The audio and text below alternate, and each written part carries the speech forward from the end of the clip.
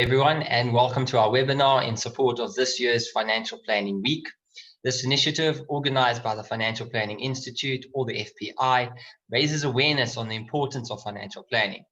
Our aim is to highlight the benefits of having a comprehensive financial plan in place that will provide you with the stepping stones towards financial independence. Netto Invest is an approved FPI practice, and our shared values promote professional and quality advice to our clients. I'd like to thank everyone for taking the time out and being here this evening. In today's session, we have Jonathan Botha, who will be sharing his insights on saving, investing, and protecting oneself against uncertainty. Jonathan is a BCom graduate with a postgraduate diploma in financial planning. His financial planning journey began at Netto Invest in 2012 under the wing of Debbie Netto Jonker and Ian Beer, both winners of the prestigious Financial Planner of the Year award. Before we get started, there are a few housekeeping rules and a bit of an agenda. We'll be taking questions during the presentation, so please feel free to use the Q&A functionality at the bottom of your screens. We'll collate all your questions and we'll try and address as many as we can in the Q&A session afterwards. Michael Murray and Jonathan Botha will be taking us through this, so let's please make this as interactive as possible. After the Q&A session, we'll be doing the lucky draw for that JBL Bluetooth speaker. And then lastly, as wonderful as technology can be, technical difficulties do come with the territory. That pause was intentional, but if something similar happens or you experience any other difficulties, please close the session and rejoin by clicking on the link. That's for me. Over to you, Jonathan.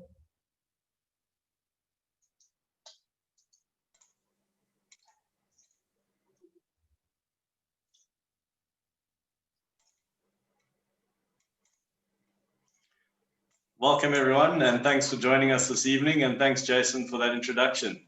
I believe we have about 40 minutes time allocation with some questions at the end, so I'm going to jump straight into it so that we can cover as much ground as possible so that we can get to that lucky draw at the end where someone will be winning that awesome JBL speaker, kindly sponsored by Netto Invest. I'd also just like to take a minute and thank the FPI, the Financial Planning Institute of South Africa, for bringing us the Financial Planning Week initiative. So thank you to them for that. And the idea behind this concept is to create awareness about financial planning and the importance it plays in our lives. And living in South Africa, where we have a severe savings crisis of only 6% of South Africans saving enough to meet their retirement goals one day, it's initiatives like this where the financial planning industry and independent financial advisors in the industry can hopefully start to affect some change. So this evening I'll be taking you through a journey and explain to you exactly what financial planning is and why it's so important, and how you can go about starting your own personal journey. So if we start to unpack what financial planning is very similar to Google Maps in a way, in a sense that you have a starting point and a destination with a journey in the middle. And knowing where we are and having an idea of where you want to go is the starting point of financial planning. And I suppose most of you on the other side of this webinar will be at the start of your journey.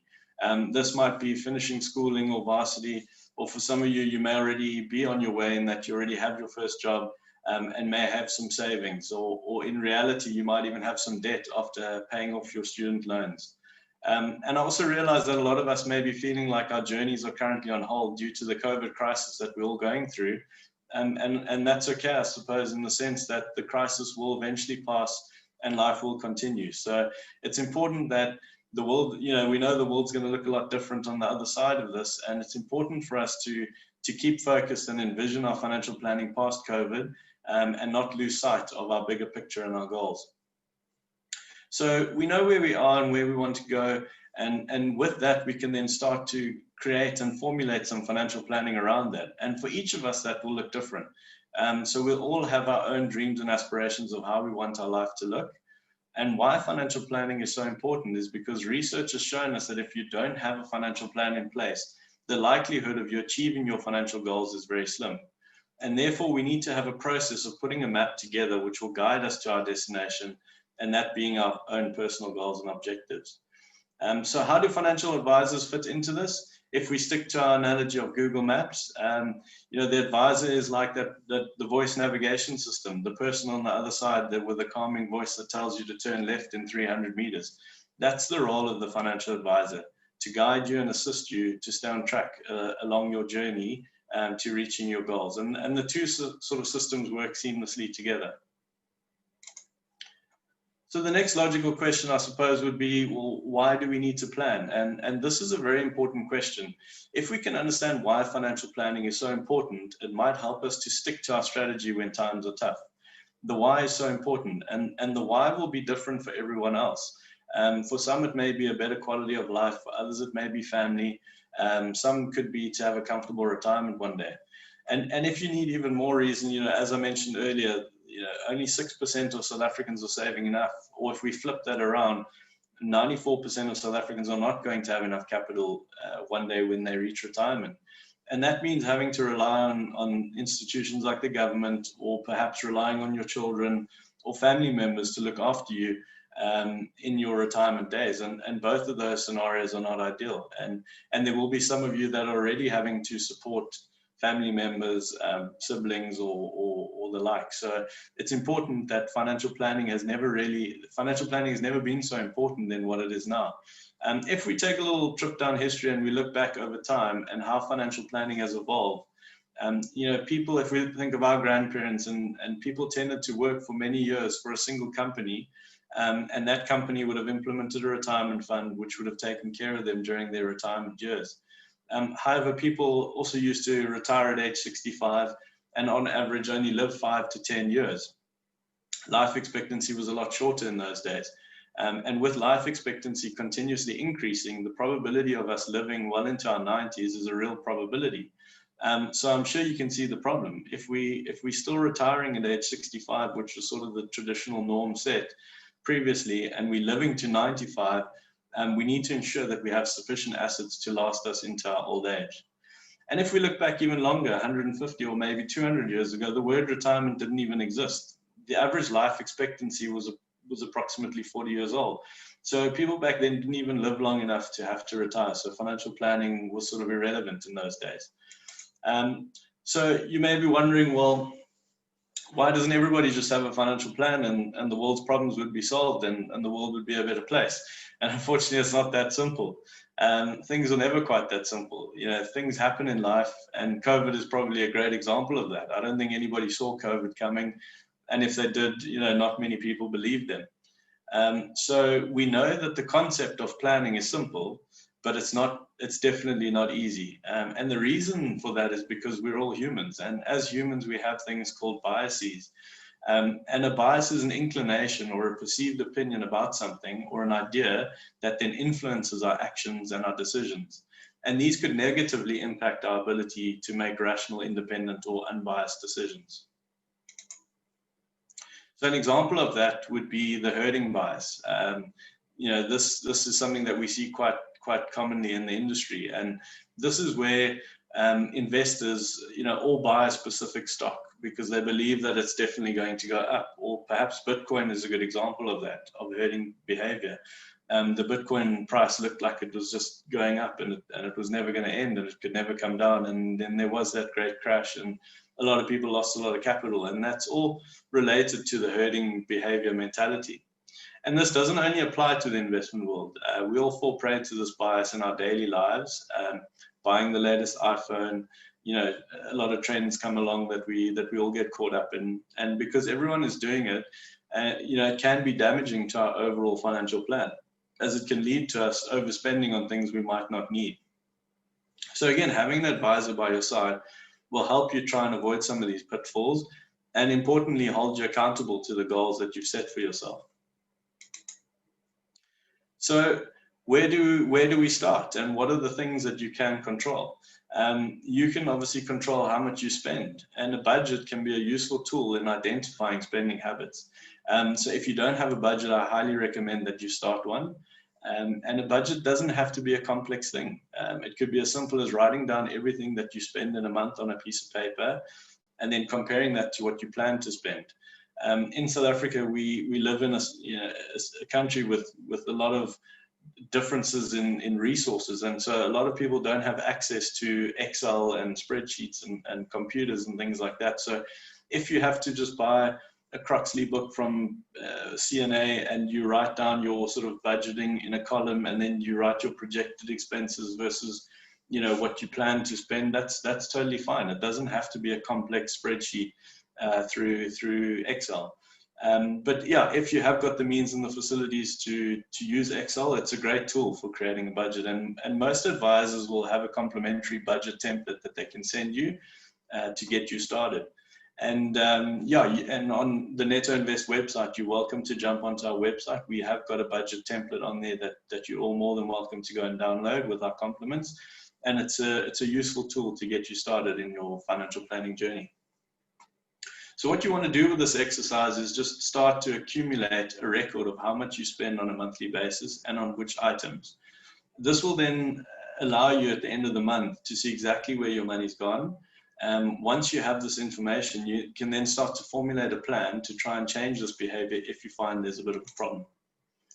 So once you have your budget in front of you and you've collected a couple of months of data, you'll probably notice a pattern.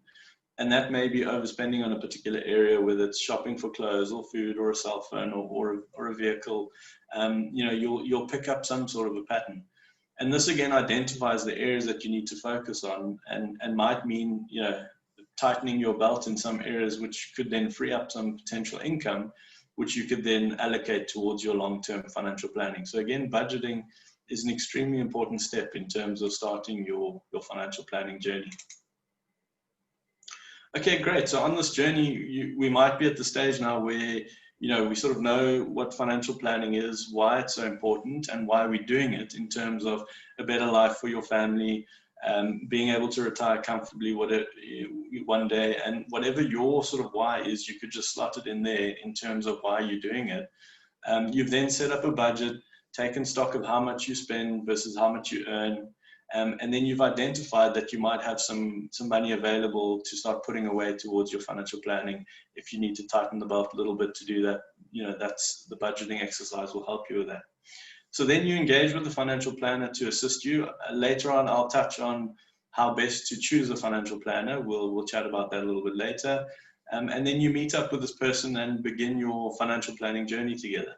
The financial planner will have a process or some form of a checklist that they'll be able to take you through to get a sense of where you are on your journey. And I'll take you through some of these key financial planning items that you'll need in order to have a sound financial plan. So step one is obviously we need to start setting some goals, and it's important that you outline your short, medium, and long-term goals. And again, I'm going to use a couple of examples here, but just, you know, tailor this for your own sort of personal circumstances and your own personal why. So short-term goals could be settling of debt, saving for a deposit on a vehicle, building up an emergency funding. You know, you want to have at least 3 to 6 months emergency funding saved away for you know, when the next pandemic might hit. Or, you know, another short-term goal could be saving for some travel, whenever that might be. I believe they're starting to open up the borders now, so we might be lucky enough to start traveling. You might also be thinking about building up a credit rating as part of your short-term goals.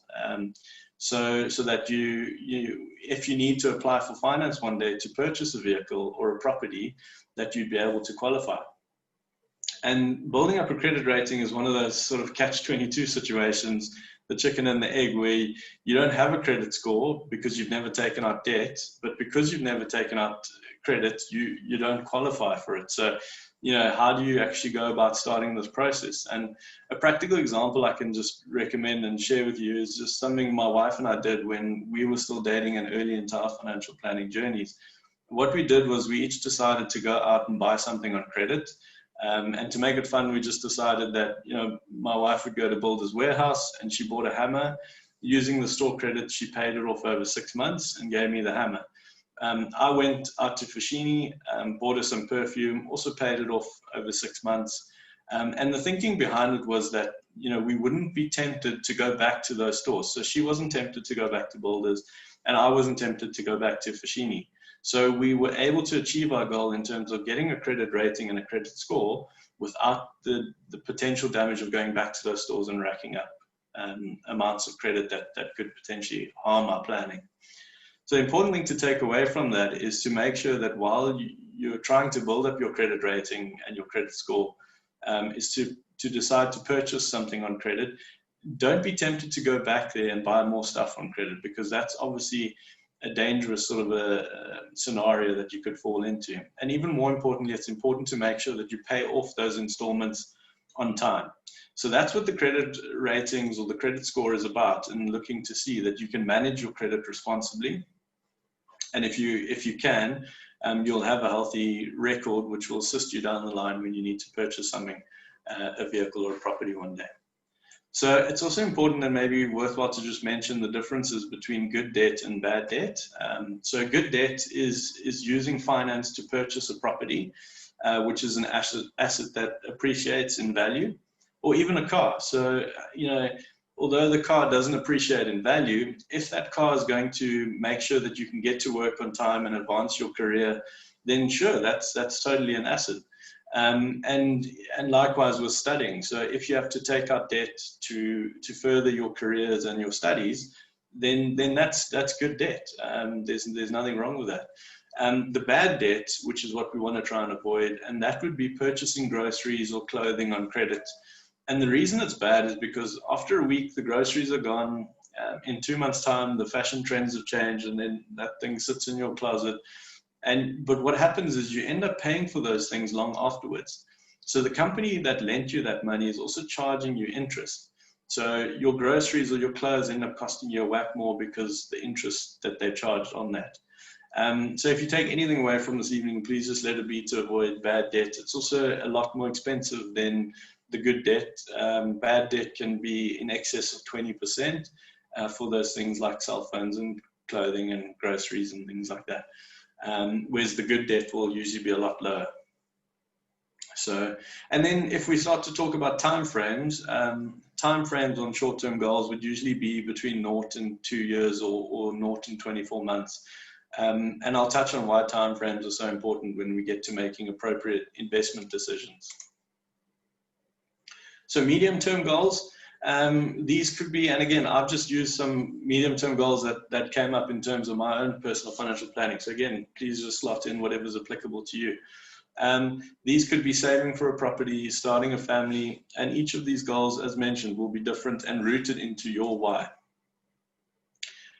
So yeah, I've used the examples, and the timeframes on these would be, medium-term goals would typically be between 3 to 5 years.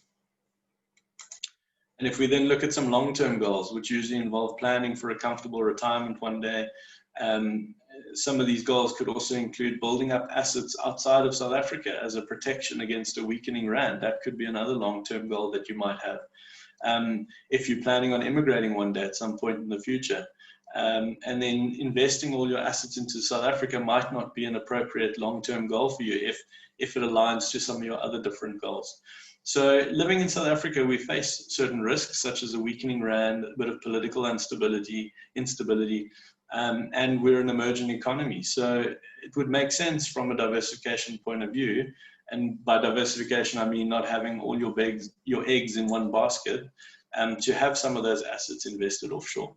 So I'm by no means negative or pessimistic about South Africa. I just have, I have no plans personally of immigrating, but in terms of my own personal planning, it doesn't make sense for me when I'm doing my personal planning to just invest everything in South Africa. So I want that diversification, that extra layer of protection. And those are some of the goals that you can start to build into your long-term picture. And again, apply whatever's applicable to you.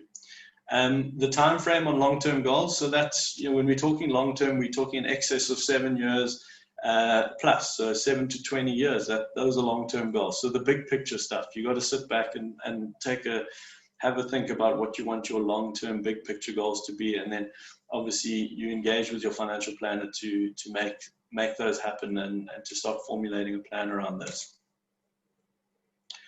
So now that we have our different goals, we can then start to match these goals with appropriate investments. And before we do that, it's usually useful to spend a bit of time discussing what the different asset classes are. So, what can we actually invest in? And broadly speaking, there are 4 asset classes that we can invest in. The first one being equities, also known as shares or stocks. And these would be your Woolies, your F&B, your Standard Bank, Pick and Pay, or internationally it would be Apple, Netflix, Facebook, Johnson & Johnson. Those are stocks. So any of the big companies that are listed on the stock exchange, those would be called equities, shares, or stocks. The next asset class that you could invest in is property. This could either be physical property, i.e. buying a house either to live in or to rent it out. That's a physical property, but you can also get listed property. So property that you can buy, that's a unitized property fund that you can invest in. So you don't have to own physical property, you can invest in a property fund. So there's a couple of ways of doing that. The next one is fixed interest or bonds. So I often spend a bit of time on this because a lot of our clients get a little bit confused when it comes to bonds. And the reason for that is we understand, when we purchase a property, the bank will often lend us money to purchase that, and that would be called a mortgage bond or a bond against our property. That's not what we're talking about here. So when we're talking about fixed interest or bonds in terms of an asset class, we're actually talking about the reverse of that. So that's where a government or a corporation have actually lent money from the public or you as the investor with a promise to pay these funds back at a defined interest rate. So like you would promise to pay the bank back in terms of a mortgage against your property, when we're talking about investment bonds, it's where a government or a corporation promises to pay you interest back on the capital that you've lent them. So you can lend them capital and then they'll pay you back at a defined interest rate. So that's what fixed interest and bonds are about. And then lastly, cash, which I'm sure we're all familiar with. So cash is either a fixed deposit with your bank or a savings pocket with your bank, or you could have a money market fund with an institution. And so, so cash is, that's what cash is.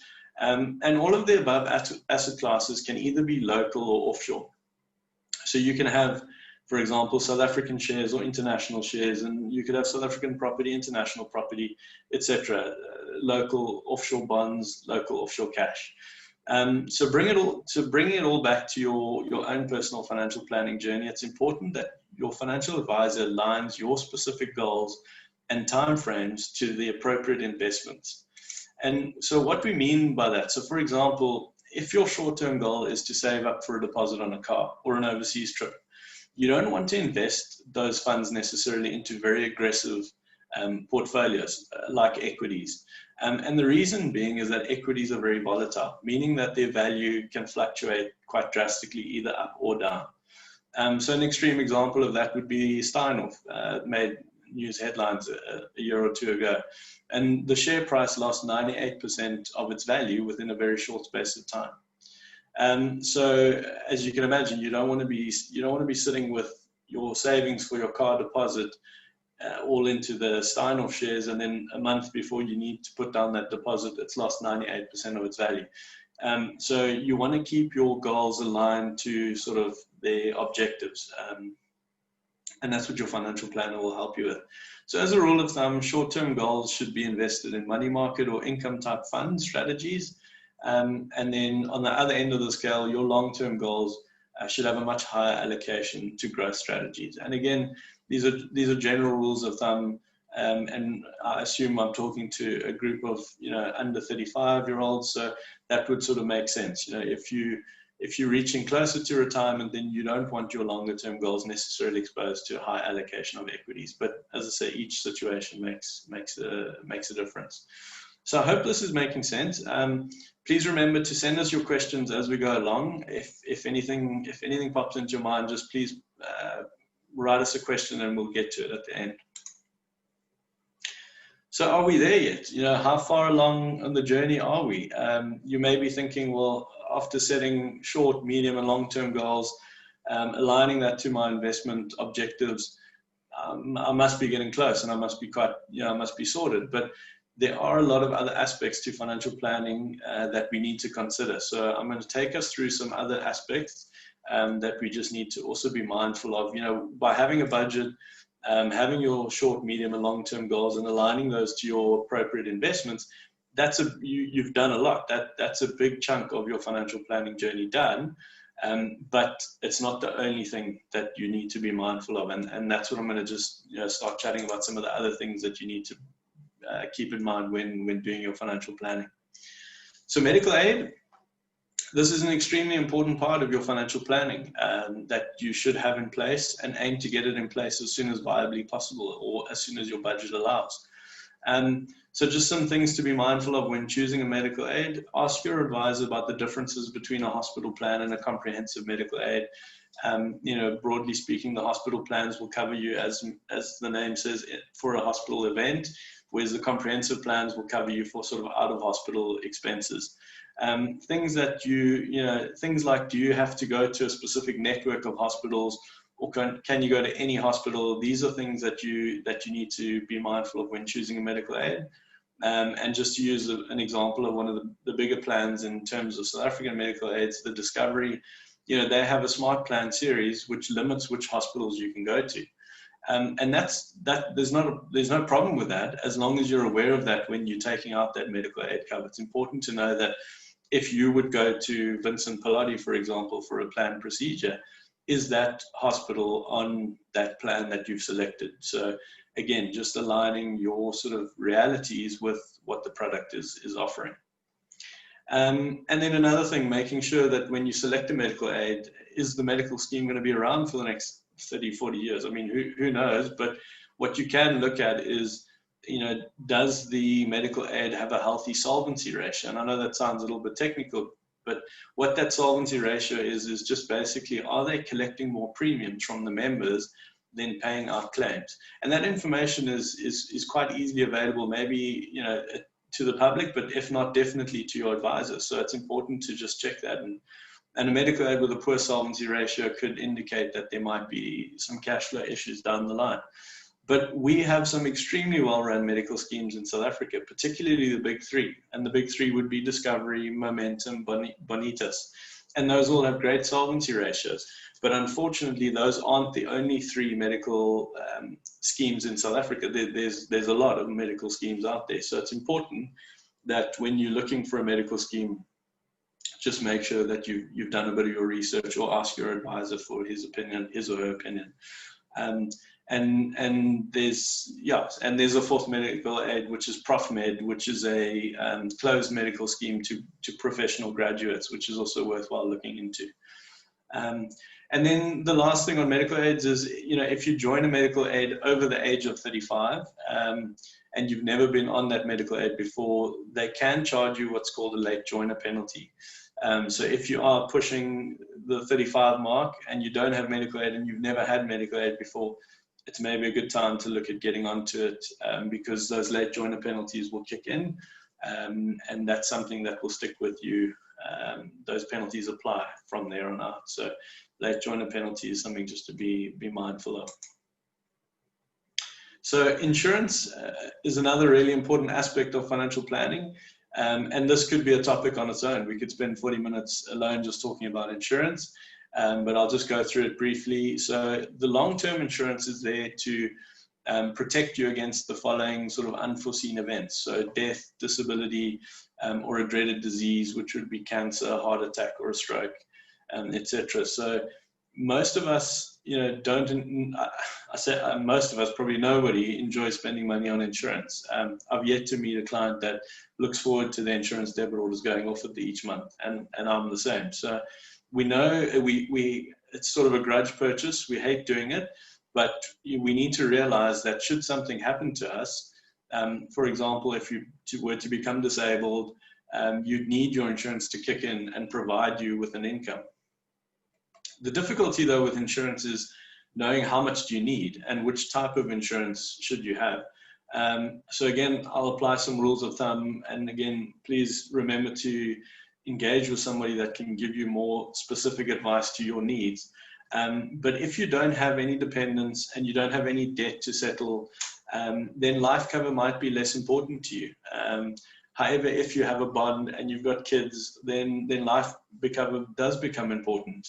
And the same with disability is important, in my opinion, to anybody who's working and earning an income.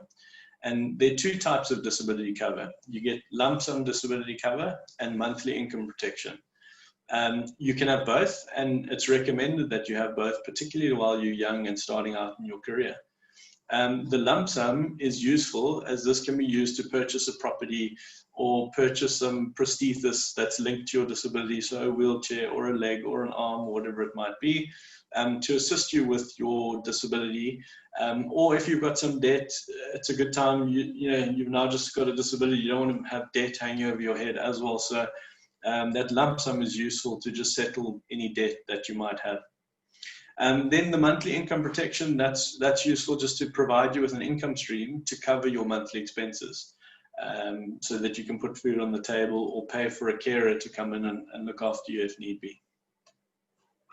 And then dread disease cover, as mentioned, will pay out if you suffer a stroke, heart attack, cancer.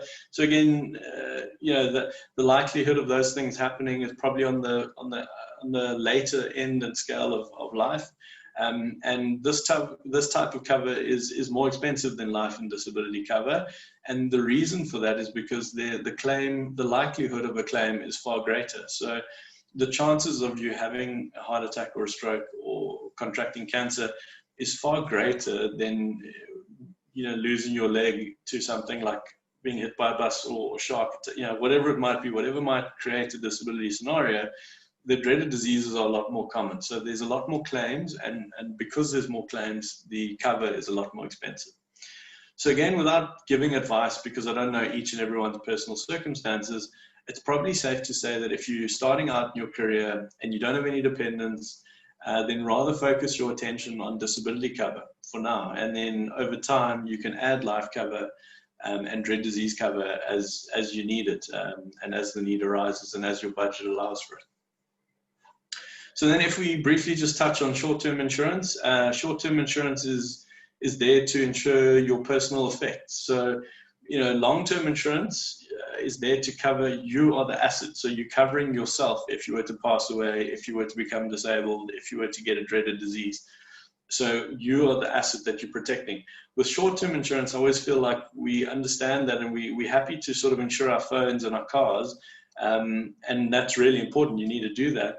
But for me, the asset, it's far easier to replace your cell phone or your vehicle than it is to replace you as an asset in terms of your earning ability over the next 40 years, or if something was ever to happen to you. So that's just the difference. Short-term insurance is there to cover your stuff, household content, cell phone, car, which is really important, and long-term insurance is there to cover yourself. And then medical insurance, we've touched on. That's medical aid, which we've chatted about. And then the other thing is gap cover. So again, that's there if your hospital plan, you're hospitalized and for some reason it doesn't cover something, your gap cover might kick in then and then cover you for that specific event. Tax, another delightful topic, but something we're all familiar with. And if you're not familiar with it yet, you soon will be once you start to earn a salary. And if you haven't registered for tax, my advice would be just to go out, bite the bullet and go and do it. When you start your first job, one of the first questions the accounts department are going to ask you for is your tax number. So you might as well be prepared, have it ready. Instead of having to put in a day's leave, go out, queue at the SARS branch and to get your tax number. So yeah, just go and do it. But then the big question from a planning point of view is how can you reduce your tax bill? And the good news is that SARS, there are some things that SARS allow you to legally pay less tax, and there are some things that you can do. So just touching on two brief ones, the first one that you can do, you'll get a refund from SARS for having a private medical aid. SARS give you what's called a tax credit for each month for having a medical aid. And currently that tax credit is 319 Rand a month.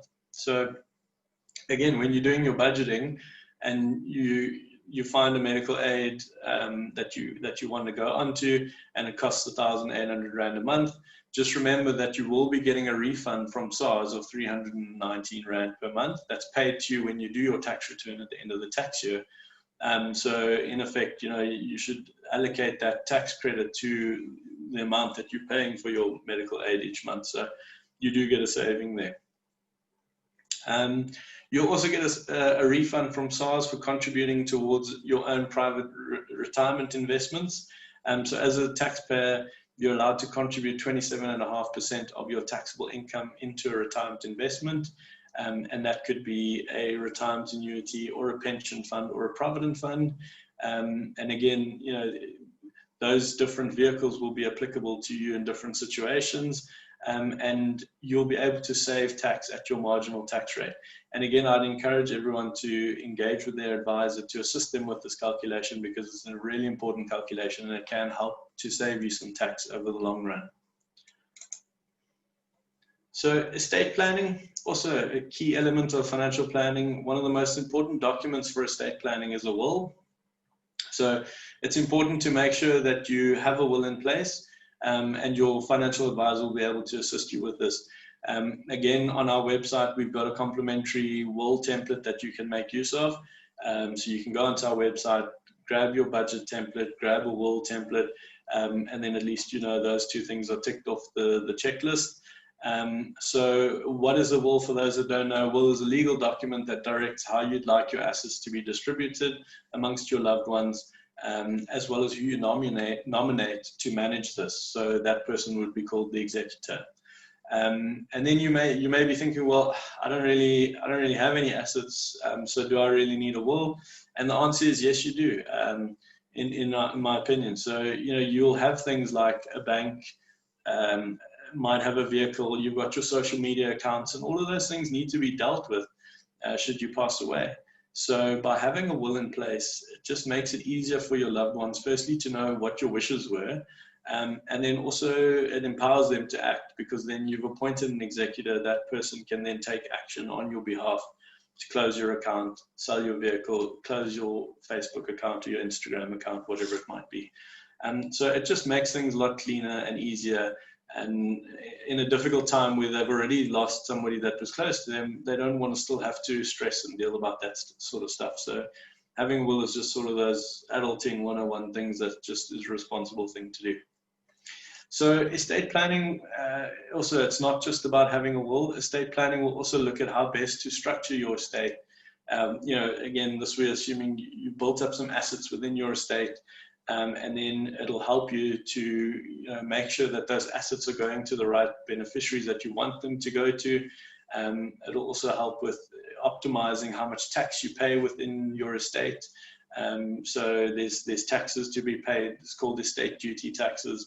And there are certain things that we can do to make sure that we minimize those things through estate planning. So again, a very important aspect of financial planning.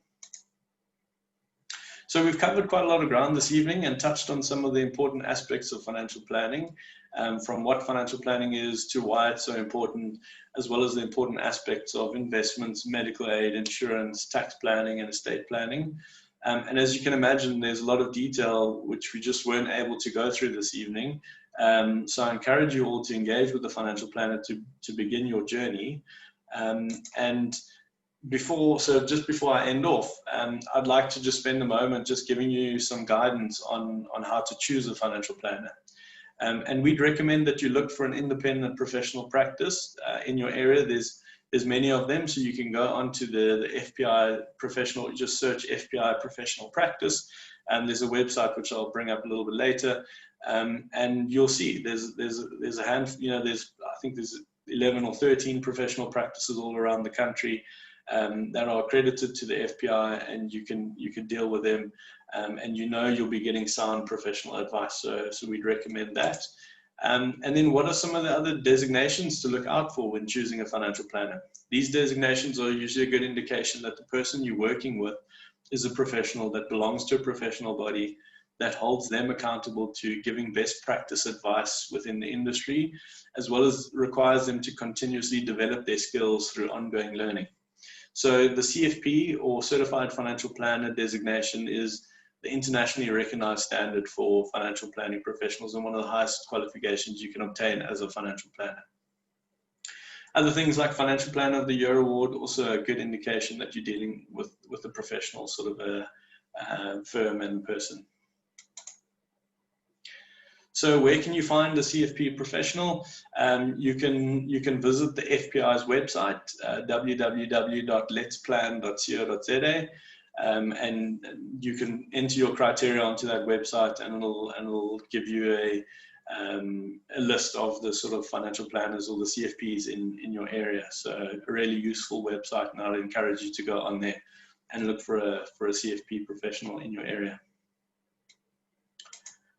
And then it's also important that you feel comfortable working with your financial planner. So this is more the sort of softer stuff, in that if there isn't a fit, find somebody else to take you on your financial planning journey, as it's a personal and intimate experience. And what I mean by that is, your financial planner is going to get to know you really well, really quickly, in that they're going to ask you a bunch of personal questions, and it's just so that they can help you with your financial planning journey. So they need to know, what do you do? How much do you earn?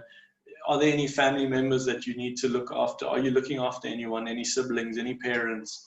Your spouse, do they have any parents or siblings that they need to look after? Those are all things that your financial planner is going to need to know to help you plan and be part of that experience. So it's important that there's a bit of a fit. And also you're going to be seeing that person hopefully at least once or twice a year for the next 30 years. So it's important that when you guys get together, you actually enjoy the experience. So that's important, I think. Okay, so yeah, thank you everyone. We sort of blitzed through that, and thank you for your time this evening. And I hope you're ready to engage with the financial planner to take you through your financial planning journey. And as part of this financial planning week, the initiative that's brought to us by the FPI, you have access to a complimentary 1-hour Zoom session consultation with either myself or Michael Murray, who you're going to meet in a bit. And yeah, please just send us an email to suzette@netto.co.za, and she will arrange a consultation with us, and we'll be able to take it from there.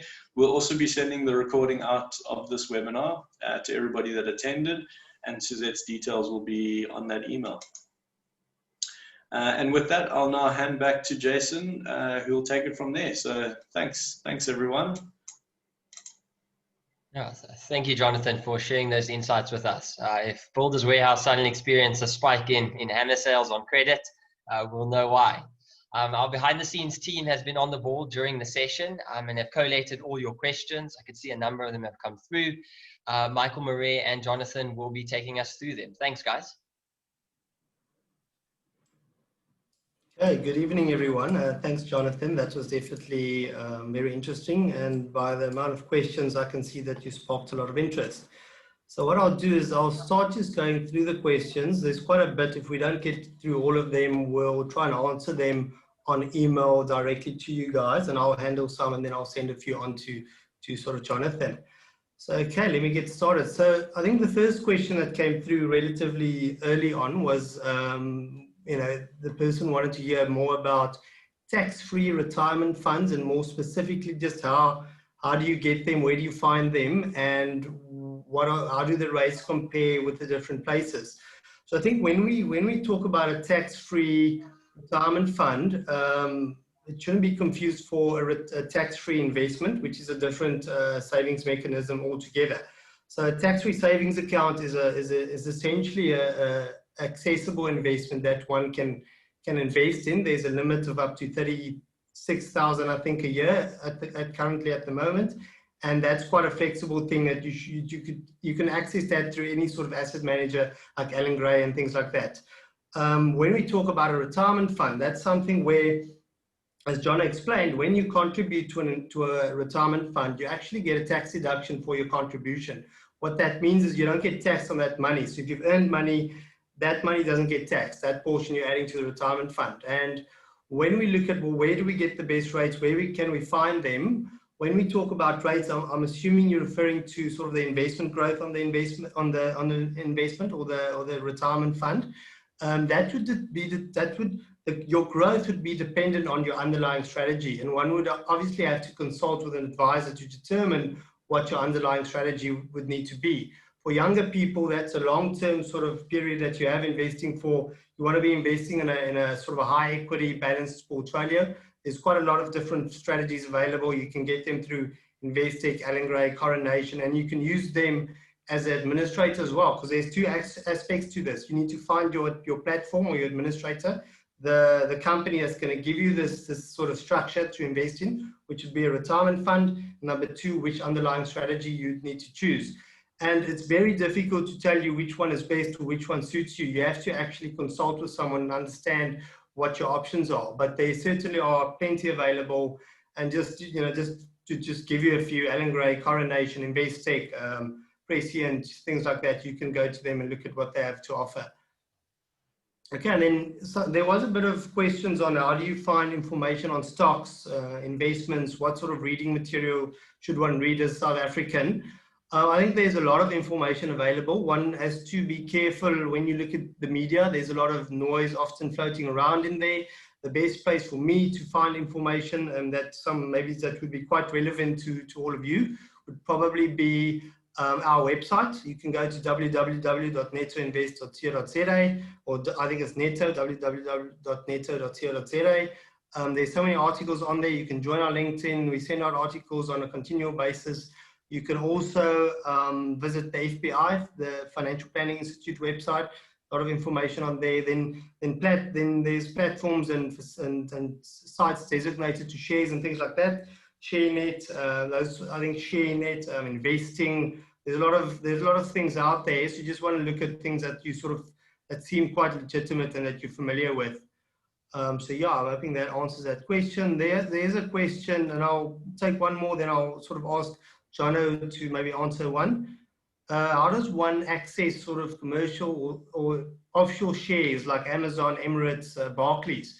So there's a few different ways one can invest offshore. Okay, and I think one needs to understand what you want to achieve. So buying shares just individually, that you can do through a platform that you can have a local platform investing in sort of an offshore shares, or you can actually go to essentially convert your money to dollars and to buy shares directly on a offshore platform in the US or wherever it might be.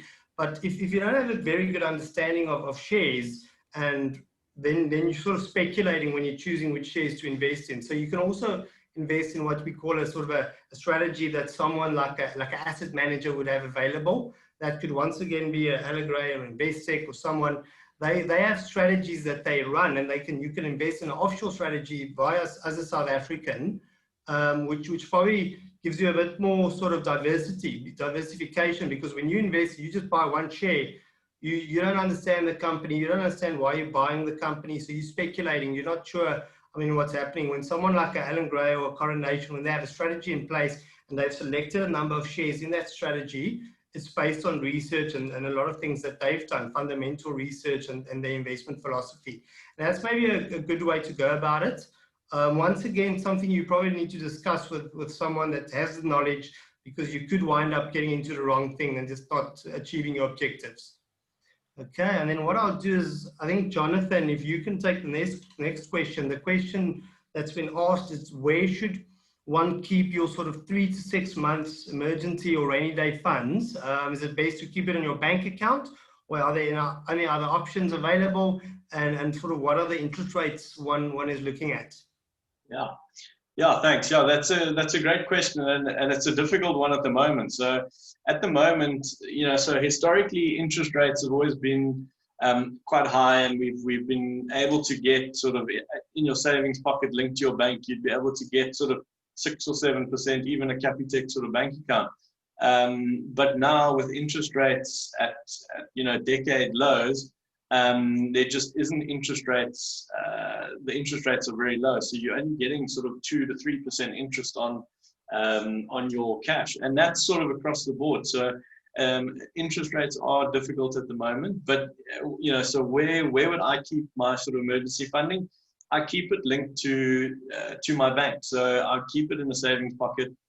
You could also use a unit trust, which has a sort of a money market fund. You get a slightly higher interest rate there in terms of your money market unit trust. So you could look at a unit trust. Just be mindful though, if you're using a unit trust, that's not linked to your sort of bank account. So anything linked to your bank account, you can access it instantly. You can transfer it from your savings pocket into your current account. if you use a unit trust and access a money market fund through there, you might get an extra 2 or 3% using the money market fund, but you do limit your accessibility in terms of, it takes you 10 to sort of 15 working days to get that money back into your bank account. So just something to be mindful of. But yeah, interest rates are really low at the moment, and that's across the board. So struggling to get real, good interest rates. But if you wanted to get an extra bit of yield, you could use the money market linked to a unit trust. But just be mindful that there is going to be a 10-day working day sort of lag on that. Yeah, no, very good. Thanks, Jonathan. I think that's spot on. You don't want to be investing in something like an equity or something that maybe ties it up for a specific time. Equities, if some people, if you do invest in equities and use it as a short-term savings mechanism, and you need that money, and there's been just an adjustment in the equity market, then obviously you've got less in what you would have had in there. So that's important. So you have to almost give up some return for the security of having your money secure somewhere when you need to access it. And that's exactly what I think Jono was saying. So then there's a few just easy sort of questions I just want to answer quick. I think one is just, we talked about probabilities, likelihoods, life expectancy. How important is that when we do financial planning? I think it's very important because we need to understand the facts and the information for us to know. If we know what sort of needs to happen or what people are experiencing, we can give proper advice based on that. And then numbers and facts and information just helps us do that. There's a question just quickly. Can you get employed if you do not have a tax number? Yes, you can. The employer will register you for tax when you start there.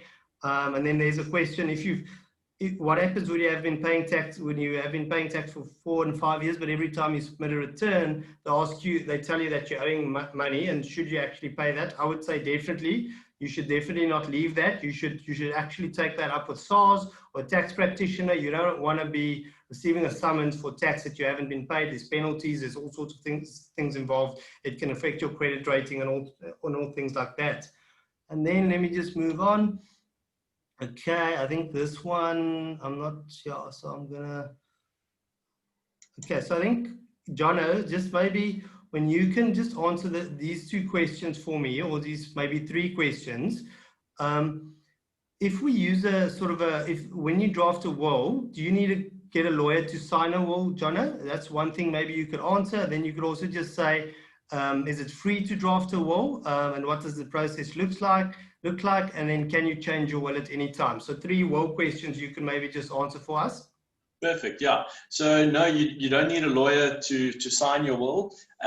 So it's advisable to, if you have a very complex sort of an estate, if you've got kids involved and they're minors and things like that, you'd want a lawyer involved to draft that will for you.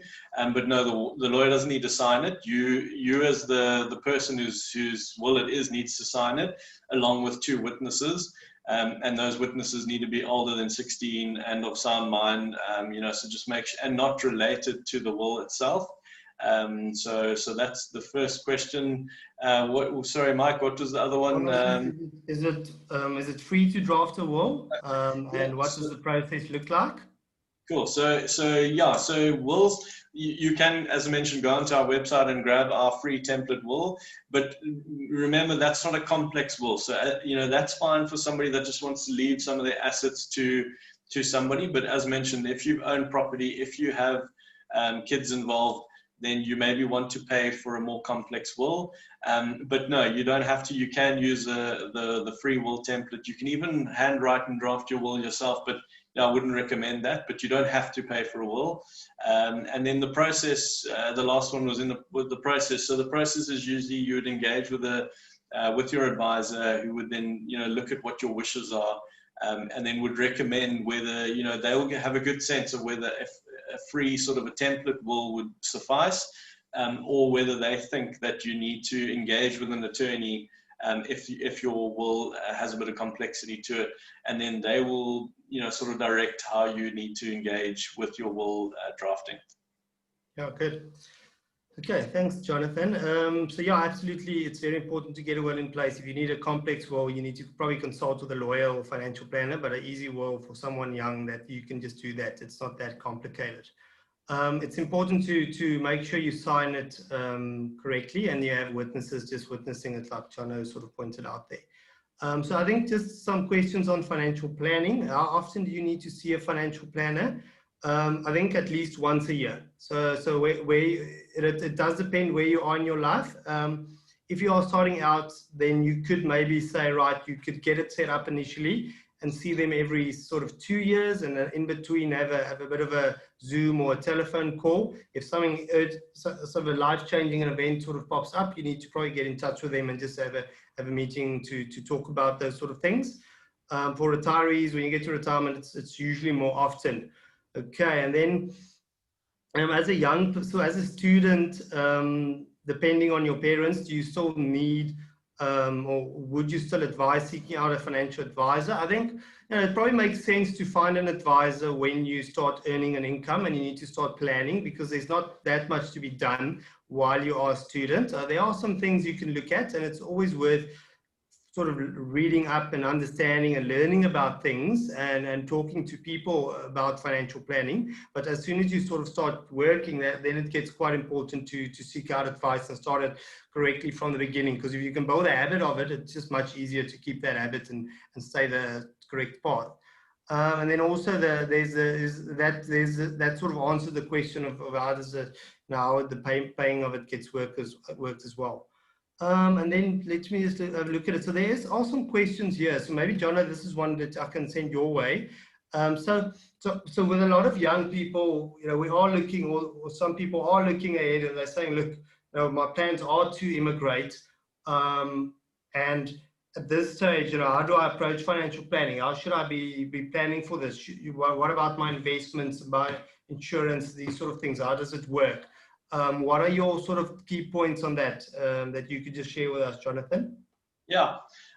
So I think if you're planning on immigrating and you don't see yourself living and especially retiring in South Africa, again, it just makes sense to sort of build up your assets wherever you think that you're likely going to be. So it wouldn't make sense to build up a South African retirement investment portfolio here in South Africa if you're not likely to live and retire in South Africa. So I think it's important to match your assets to wherever you're living. So asset and liability sort of match those assets to where you're going to be. But it's very difficult because we often find that we don't know where we're going to end up. So I think it's always useful to just have a sort of a diversified approach. So if you're earning an income and you're saving and you're kind of on the fence where you say, well, I don't know if I'm going to be in South Africa, I might go overseas, then having a mix of South African assets and offshore assets is always a healthy starting point, because then you've sort of covered both bases. And then as you have a better understanding and a better idea of where you're going to end up, so if you start leaning towards living abroad in the UK or in Australia, you can then start to tilt your asset allocation towards those goals and objectives that you find yourself moving towards. So yeah, it's a difficult one. But yeah, your asset allocation, and what I mean by that is how much do you have in South Africa versus offshore. Have a healthy offshore exposure if you think that you're likely to live or work abroad. Yeah, I think exactly like John said, very important. I think one thing is you've got to plan for it. So there's different planning that needs to happen for someone that plans on immigrating than someone that stays in South Africa. Something important to consider is also your accessibility of your investments, your structures that you're using, because if you add to a retirement fund, that can only be accessed later. So obviously you want to you might be wanting to give up your tax deduction to just get to keep your flexibility of your investment. So it's important to sort of understand those things. But once again, an advisor would sort of identify that for you. Also, there's a question on how complicated is it to continue with your investments in SA if you move abroad for a while. So once again, I think it's not that complicated. It just is a bit of admin. So if you want to add your investment on an ongoing basis, you have to do it from a South African bank account. So you'd have to have a bank account this side that would have to sort of run the debit orders as they go on. So I mean, you'd have to top that up with your offshore money every now and again to make sure it keeps happening. So then, yeah, I think that's, let me just have a look. So there's one outtake. Just can you please re-explain the rules of thumb for insurance? So I think for me, so when we look at insurance, insurance should be there to match a need. So it's quite simple. If you start working and you've invested a lot of money in your education, you've taken out student loans and things, and you've built up experience in your career, you've essentially got an asset. Your asset is your ability to earn an income over the next 30 to 35 years. If you present value that number, that's quite a big lump sum. If you have enough assets to sort of cover that lump sum, then you don't need insurance. But if you don't, then you need to take out insurance to fund that. So for me, it's always important to understand what you need to keep paying if something happens to you. If you become disabled, will your expenses stop? Will you stop needing to eat? Will you stop needing to pay your bond? Probably not. So you need insurance to cover those expenses. Same with life cover. If you have dependents, if you have a wife and a child, and something happens to you, what portion of your salary will need to be paid towards them? And you can present value that number over the years that's needed, and that's equal to the amount of life cover you need. So those sort of things, always that need. Is there a need, and is there cover to match that need? That's for me a rule of thumb of how to actually view your insurance. So I think, Jonathan, maybe you should take 2 questions quickly, and then we probably only have time for a few more, and then we're sort of done. And we'll email the rest just to the guys that need them. So I think, Jonathan, just 2 things. If you, for a young professional with not so much to invest, what would be the best asset class to invest in terms of, you can talk about costs and risks maybe when you like that, and then maybe included in that, you can just address like a unit trust, what a unit trust is. Yeah. So what to invest in is always, it's difficult. So what phase of your sort of financial planning, if you're a young professional that you haven't built up any assets, again, it's important to know what your goals and objectives are. So are you saving for a deposit on a property? If the answer to that is yes, then what you want to do is you want to build that up into conservative money market income fund type strategies. If you've already got your emergency funding saved up, you've already got something built up for a deposit on a property, and now you want to start, investing slightly more aggressively, then we can start to look at investing into something more aggressive, like an equity fund or a balanced fund or something like that. But it's difficult to answer those questions without knowing what your goals are and which of those goals you've already completed. So have you got your emergency funding? Have you built up deposits for a property? Are you planning on immigrating and living abroad? Because then you don't necessarily want to have South African assets, you want to have offshore assets. And then again, have you met some of those goals in terms of that? That's always difficult to just answer off the bat, but hopefully that sort of gives you an idea. And then a unit trust is a good vehicle to do those sort of things in, because a unit trust is completely flexible. So anything that you put into a unit trust, you can access it immediately. There's no lock-ins. You can access that capital immediately. It's not like a retirement annuity where you can't get any of those funds until age 55. There's inflexibility of that capital. So unit trust is completely flexible. You can invest in pretty much any of those asset classes that we chatted about within a unit trust. You can invest in cash, you can invest in property, you can invest in equities and bonds within a unit trust. So you can then align whatever your specific goal is to that unit trust investment. So unit trust would be a good vehicle to make use of for that. Yeah, absolutely. And then just one question that was added to that, which I'll just answer. Do unit trusts pay dividends? So I think within a unit trust, if you're investing in shares, then shares pays dividends. Yeah, if that particular company declares a dividend, then yes, there would be dividends in it. But you'd have to have that asset class within the unit trust. So you, like John said, you could be invested in money market, you could be invested in government bonds, you could be invested in equities, and equities. Some of the equities would pay dividends, depending on if they declare dividends. And then just a last one on wills. Can you change your will if it has been signed and witnessed? Yes, you can change your will at any time. You just sign a new will. There should be a clause in there that says you supersede your previous will. And then Let me just have a look here. So I think there is one, just what is your view on having two RAs? If I think, if you had an RA and now there's another one that you started, should you transfer your one to the other one? It is a very, you need to understand your specific needs to be able to answer that question. But I think for me, usually if there's no penalties and things involved, if you consolidate investments, you usually get a discount, or as your sort of assets grow on a platform, you could get a fee reduction depending on the amount that you have on there. So generally you probably do consolidate on a platform, but you invest in different strategies to diversify between sort of managers and further into asset classes and to things like that. So you'd have to really have to have a financial planner look at that and give you their opinion on based on the products you are invested in on the two platforms.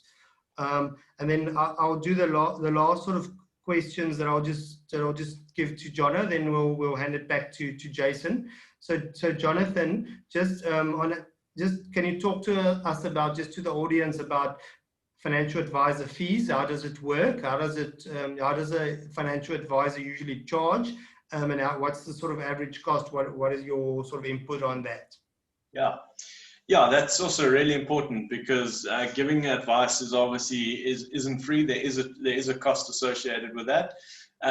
So usually how an independent sort of practice works, so you'd engage with a financial planner. That first meeting would be complimentary, and there would be no charge for that. And that's a place where you can assess, whether you like that advisor and you want to work together. And it's a chance for the advisor to gather some information from you and see if he or she can help you. And then the second meeting, you would typically go to a second meeting where you'd have some information gathered, and the financial planner could start to build a process on that. And how some of the advisors work is that they then charge an hourly fee for that second meeting. And that then gives you an opportunity to engage with the financial planner, know exactly what the financial planner is charging for that consultation. And then thereafter, you could then, at the end of that session, you could then engage with that financial planner or not. And if you don't want to, then you could settle that sort of invoice. And those fees could range from anywhere from, a couple of $100 an hour to $750 an hour, for example. So that would give you the consultation phase. But then, in terms of ongoing advice, if you then say to the financial planner, right, I'd like you to take responsibility for my investments, the financial planner will charge you an ongoing advice fee, which is usually a percentage based. So that could be anywhere from 0.5% up to 1%. Each practice will have a different sort of rate that they charge, but on average, you're probably looking at somewhere between 0.75%. So of the assets that you look after. And the reason why the advisors have done that is because, they then incentivize to grow your assets in line with your goals. And as their assets grow, obviously their financial advisor fees will grow. So it's important that your advisor is upfront with you on what they charge, so that you know exactly what the cost is in terms of the advisor's fees. Very, very important question. Okay, thank you. Yeah, so that's all the questions we have time for tonight. We will look at some, if we've missed any, and sort of try and send you just those on email. I'll now hand back to Jason to just sort of close off and do the competition there. Thanks, guys. As promised, one lucky viewer will be listening to future webinars on a Lilo by their poolside with the new JBL Flip 5 waterproof and Bluetooth speaker, valued at 2,000 Rand. There's a bit of luck and a bit of skill involved in this competition. All right, so we've randomly selected 6 names from the audience. So if your name is on this slide, please can you email your cell phone number and your delivery address to the email listed below there, suzette@netto.co.za. The first respondents, obviously the winner, and we'll announce this when we release the webinar recording early next week. Okay, and as we close off the evening, I just want to thank everyone for attending this talk, making the time available in your busy lives. I hope everyone can walk away with something memorable tonight. I want to thank you to our presenters, Jonathan and Michael, the Netto marketing team and IT team for making this webinar possible. And I'd also like to extend a thank you to Rihanna Badenhorst from the FPI for the Financial Planning Week initiative and for their continued support. Thanks everyone, and enjoy your evening further.